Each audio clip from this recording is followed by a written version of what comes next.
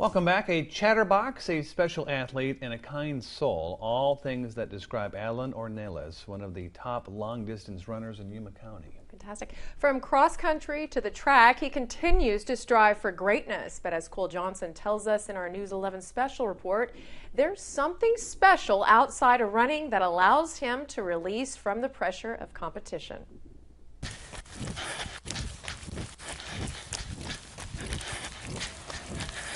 You have to break the barrier in your mind. It's like a mental thing. You have to break it. I know that I can do it. I know that I can PR each time. So I just think about all my other times and all the work that I put into the sports.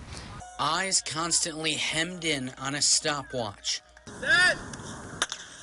A continuous race against the clock.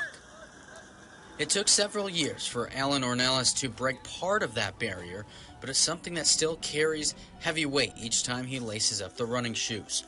But it's a weight that he embraces, one that provides clarity. Cross country was to get in shape for other sports, but after a while I just fell in love with the sport. And when you're running, you're just able to think and be in your own space, and you just feel comfortable.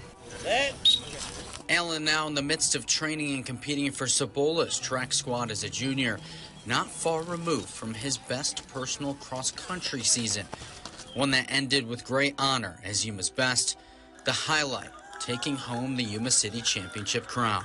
And this year I tried my hardest, ever since the first meet, to push myself hardest to get to this position right here. He's dedicated. I love his passion, the passion that he has for running. But through all the accomplishments and commitment to running, there's a bigger part of Alan that lands off of the course and lifts the soles of his shoes off the pavement.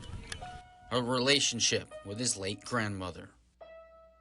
She used to go to the Eagles, the fraternity of the Eagles, and this piano's from there, and there was a little auction, and they gave it to me. And I just keep it because it's something that reminds me of her.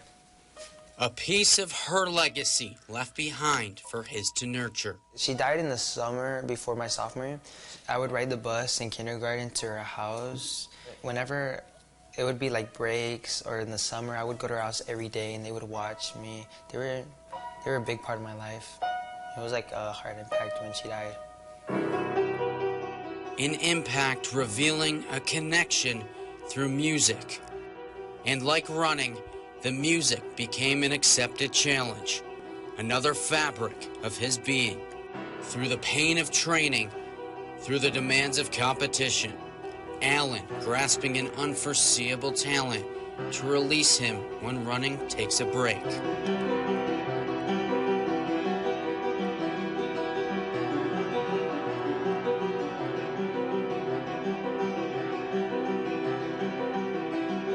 So he always showed interest in music growing up. He's been playing the clarinet since about 8 or 9 years old. We had a keyboard laying around and he is so determined. He's like, I'm gonna learn to play it.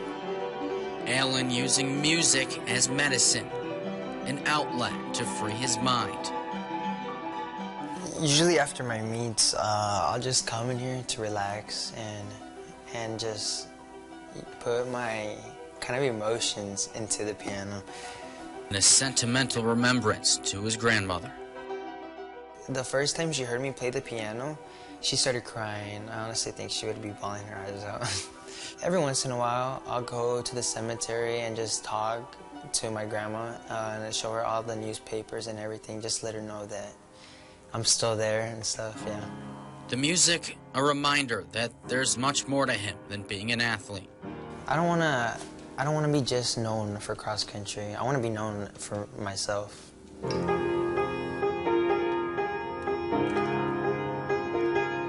Upon the end of the 2023 track season, it becomes the final lap to Alan's high school journey. Another mental hurdle, another barrier. When Alan puts his mind to something, he will do whatever it takes to accomplish it. I don't think there are words that can describe how proud I am of him. And as the next chapter arrives, a constant theme holds true. To just keep running. Music awaiting on the other side. Oh, very endearing. endearing story.